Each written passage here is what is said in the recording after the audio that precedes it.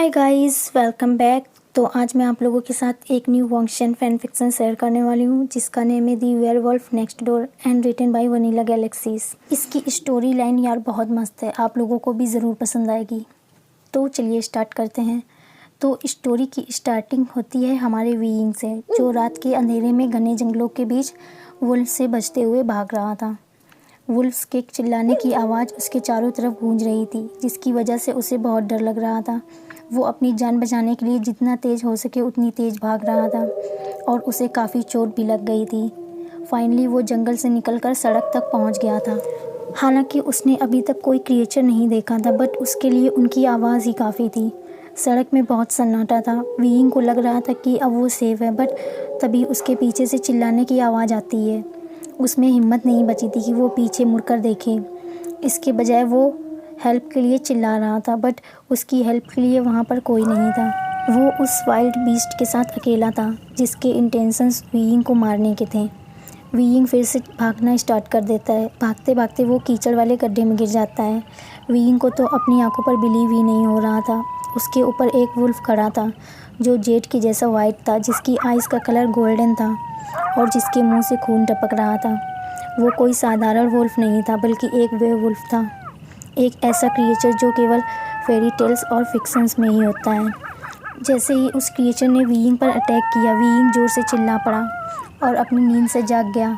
जैसे ही उसने अपनी आंखें खोली, वेयरवुल्फ की तलाश में चारों तरफ रूम में देखने लगा, बट वहाँ पर कोई वुल्फ नहीं था। ये बस उसका एक बैड ड्रीम था। वीइंग के चिल्लाने की वजह से जियांगचेंग, जो उसके साथ बेड पर लेटा था, फ्लोर पर गिर गया था। फिर अचानक से वीइंग को खिड़की के बाहर से तेज़ हवाओं की आवाज़ आने लगती है। वो तुरंत ही बेड से उठकर फ्लोर पर पड़े जियांगचेंग के साथ उसकी चादर में घुस जाता है। फ्लोर पर गिरने की वजह से जियांगचेंग का फेस रेड हो गया था और वो गुस्से में वीइंग को चिल्लाते हुए उससे अपना चादर छीनते हुए कहता है, वेवुशियन, तुमने फिर से मुझे गिरा दिया। अगर ये फिर से हुआ, आई स्वेयर टू गॉड, मैं तुम्हें पूरी रात रूम से बाहर ही रखूँगा। वीइंग उससे चादर छीनकर फिर से खुद को डर की वजह से कवर कर लेता है। ये सब उस नेबर की गलती है। जब से वो क्रीपी लेंसन उनके घर के पास रहने आया, तभी से वीइंग को वेयरवुल्फ्स वाले नाइटमेयर आना स्टार्ट हुए। ये उन कुत्तों की वजह से जो लेंसन ने पाल रखे हैं, रात भर चिल्लाते रहते हैं, स्टूपिड डॉग्स। ऐसा नहीं है कि वीइंग को एनिमल्स पसंद नहीं है, बस उसे चाइल्डहुड से ही डॉग्स नहीं पसंद, क्योंकि उसके पेरेंट्स की डेथ के बाद वो अकेला हो गया था, सड़कों पर घूमा करता था और डॉग्स उसे परेशान करते थे। जब तक कि जियांग फैमिली ने उसे अडॉप्ट नहीं कर लिया। उन फ्यूरी डॉग्स ने वीइंग पर एक बहुत बुरा प्रभाव डाला था और वेयरवुल्फ उनसे अलग नहीं होते। इनफैक्ट एक वेयरवुल्फ डॉग से भी 10 गुना ज़्यादा बुरा होता है। फिर जियांगचेंग वीइंग के सर को सहलाते हुए कहता है, क्या फिर से वुल्फ वाला नाइटमेयर आया था? हालांकि वीइंग जियांगचेंग से 1 साल बड़ा था, बट जियांगचेंग उसका बिग ब्रदर की जैसे ख्याल रखता था। फिर जियांगचेंग उसके सर में पीछे हिट करते हुए कहता है, चलो अब इन ख्यालों से बाहर आ जाओ। तो वीइंग मुंह बनाते हुए कहता है, यू आर सो मीन, क्या कोई ऐसे अपने ब्रदर को ट्रीट करता है? हाँ। तो जियांगचेंग कहता है, 3 साल के बेबी की तरह बिहेव करना बंद करो, अब तुम बड़े हो गए हो। तो वीइंग मुंह बनाते हुए कहता है, नहीं, मैं अभी भी वही हूँ। फिर जियांगचेंग कहता है, वीइंग, ये तुम्हारा दूसरी बार था, अपने बेड पर जाकर सो। मेरे पास तुम्हारी नॉनसेंस के लिए टाइम नहीं है। कल हमें कॉलेज भी जाना है। अगर तुमने फिर से मुझे जगाया तो इस बार सच में मैं तुम्हें बाहर कर दूँगा। तो वीइंग जाने से मना कर देता है और मुंह बनाते हुए कहता है, क्या मैं आज रात तुम्हारे साथ नहीं सो सकता? मैं तुम्हें बता रहा हूँ जियांगचेंग, मुझे लगता है हमारा नेबर वेयरवुल्फ है। क्या तुमने उसे देखा है? वो टोटली हमसे डिफरेंट लगता है। तो जियांगचेंग कहता है, वो वियर्डो लेंसन? तो वीइंग अपना सर हाँ में हिलाते हुए कहता है, हाँ वही, मैंने उसके घर की तरफ से अजीब सी आवाज़ें आती हुई सुनी हैं। तो जियांगचेंग उसको घूरते हुए कहता है, उसके पास कोई डॉग नहीं है। फिर वीइंग कहता है, एग्जैक्टली माई पॉइंट, मुझे तो लगता है वही डॉग है या फिर वेयरवुल्फ, इसका केवल यही मतलब ही हो सकता है। तो जियांगचेंग कहता है, नॉनसेंस, ये सब तुम्हें इसलिए सुनाई पड़ रहा है क्योंकि तुम लेट नाइट तक सुपर नेचुरल गार्बेज प्रोग्राम्स देखते रहते हो। अब सो जाओ, इससे पहले कि मैं तुम्हारी टांगें तोड़ दूँ। इससे पहले कि वीइंग कुछ और बोल पाता, जियांगचेंग लाइट्स बंद कर देता है। जैसे ही वीइंग अपनी आंखें बंद करता है, फिर से चिल्लाने की आवाज़ आने लगती है और डर की वजह से वो फिर से जियांगचेंग को टाइटली पकड़ लेता है। अब सुबह हो जाती है। वीइंग और जियांगचेंग ब्रेकफास्ट कर रहे होते हैं। रात को ना सो पाने की वजह से वीइंग को बहुत नींद आ रही थी। फिर जियांग चंग कहता है आज ट्राई आउट्स होने वाले हैं, तुम मेरी स्पोर्ट्स टीम में आओगे? तो वीइंग मना कर देता है। वो कहता है कि मैं प्ले में पार्टिसिपेट करूँगा क्योंकि मैं बहुत हैंडसम हूँ इसलिए। फिर जियांग चंग की नज़र टाइम पर पड़ती है। वो वीइंग की बातों को इग्नोर करते हुए कहता है जल्दी चलो नहीं तो हम लेट हो जाएंगे। वीइंग लास्ट बाइट लेते हुए कहता है मैं आ रहा हूँ, रुको मेरे लिए। फिर दोनों भाई सड़क में किनारे किनारे चल रहे होते हैं। वो लैनजन के घर के पास पहुंचते हैं। उसके घर पर बिल्कुल अंधेरा था, सबसे पुराना घर लग रहा था। वीइंग उसके घर के सामने रुककर उसके घर को घूरते हुए कहता है उस लैनजन के बारे में कुछ तो गलत है। जियांग चंग वीइंग से कहता है मुझे पूरा यकीन है वो भी तुम्हारे बारे में ऐसा ही सोचता होगा। और फिर जियांग चंग वहाँ से जाने लगता है। बट वीइंग वहाँ से जाने से पहले लास्ट टाइम लैनजन के घर की तरफ देखता है। घर की टॉप वाली विंडो पर लैनजन खड़ा था, वीइंग को देख रहा था, जिसकी आंखों का कलर गोल्डन था। उसने एक एंशियंट वाइट हानफू पहन रखा था और फॉरहेड पर ब्यूटीफुल रिबन बांधा हुआ था। वह किसी दूसरी दुनिया का ही लग रहा था। हालांकि लैनजन कभी कभी ऐसे ही पुराने ज़माने के कपड़े पहनता था, बट वो एक ग्रेसफुल मैन था जिसकी रेयर ब्यूटी देखने लायक थी। फिर वीइंग का ध्यान जियांग चंग की तरफ जाता है, जो उससे काफ़ी आगे निकल गया था। वीइंग उसके पीछे भागते हुए कहता है मेरे लिए रुको जियांग चंग।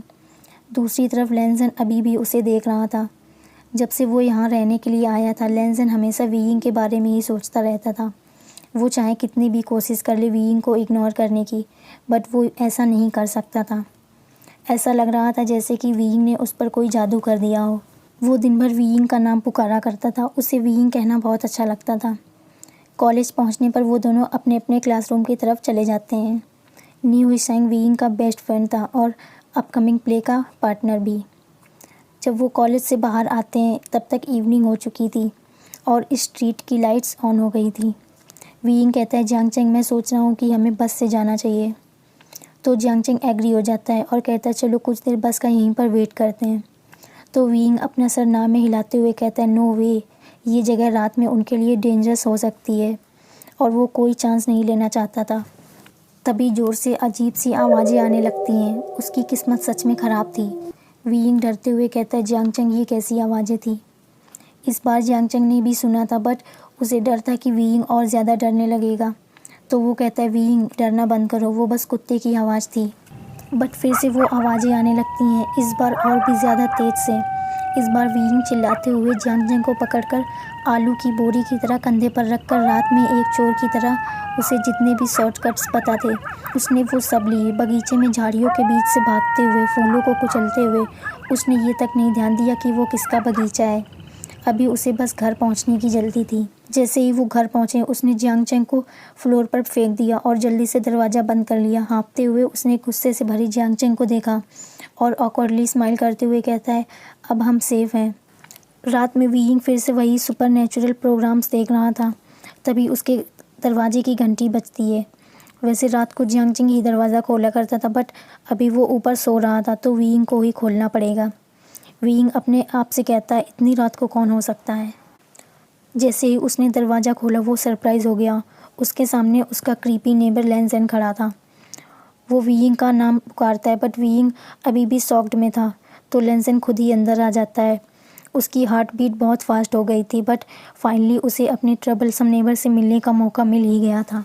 2 हफ्ते पहले वीइंग का पड़ोसी बनने के बाद से वो हमेशा वीइंग से बात करने का मौका ढूंढता था, बट जब आज उसने वीइंग को अपने यार्ड में एक मैडमैन की तरह दौड़ते देखा जो उसके बगीचे के फूलों को कुचलता जा रहा था, तो लैनजन समझ गया कि ये मौका ठीक रहेगा उससे बात करने का।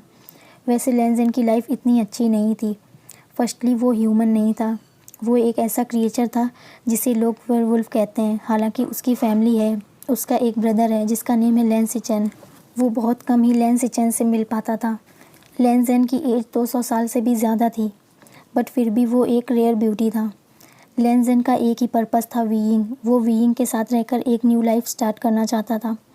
फिर लैनजन वीइंग को कुचले हुए ब्लू रोजेस दिखाते हुए कहता है मुझे लग रहा है ये तुम्हारा काम है। फ्लावर्स को देखकर वीइंग को गिल्टी फील होने लगता है। इससे पहले कि वीइंग मना कर पाता, लैनजन पहले से ही कह देता है इससे बचने की कोशिश मत करना। फिर वीइंग मुंह बनाते हुए कहता है अच्छा ठीक है। वो जो पहले ज़ोर से आवाज़ें निकाल रहा था वो लैनजन ही था जिसको स्ट्रीट पर जियांग चंग और वीइंग ने सुना था।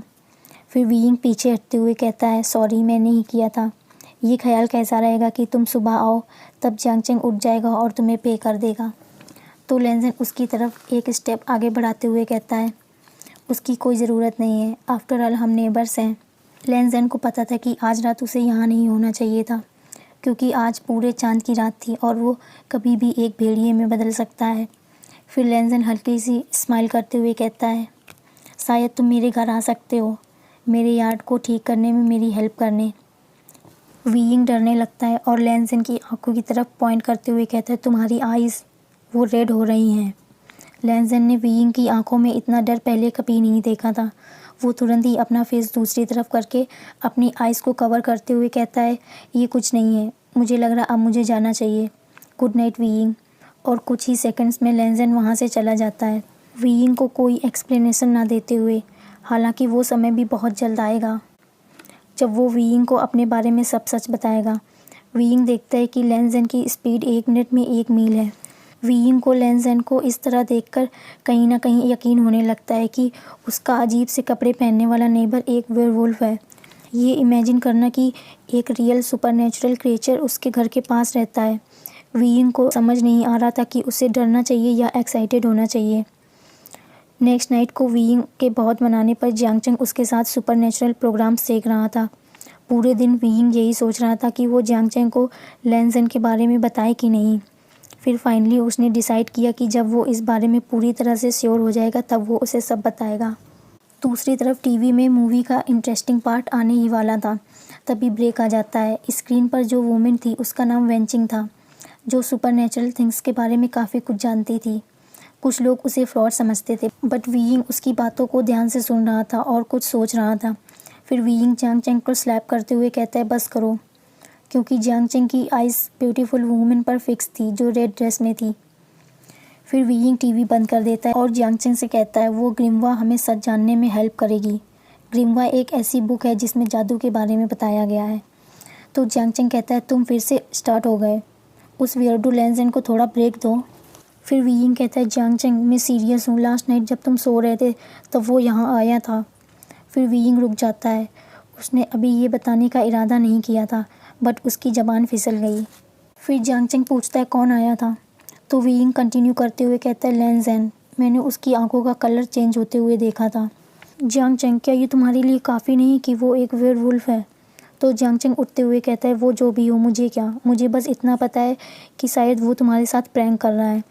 मैं सोने जा रहा हूँ, और हाँ, आज रात तुम मेरे बेड पर नहीं सो सकते। और फिर जियांग चेंग वहाँ से चला जाता है, वीइंग को ऐसे ही छोड़कर। तो आज के लिए बस इतना ही। आई होप इस न्यू फैन फिक्सन का फर्स्ट पार्ट आप लोगों को अच्छा लगा हो, और अगर लगा हो तो प्लीज़ लाइक कर देना, शेयर कर देना, और अगर आप मेरे चैनल पर नए हैं तो प्लीज़ सब्सक्राइब कर देना, और मुझे कमेंट करके बताना कि इसको मैं कंटिन्यू करूँ कि नहीं। And thank you for watching, bye and take care.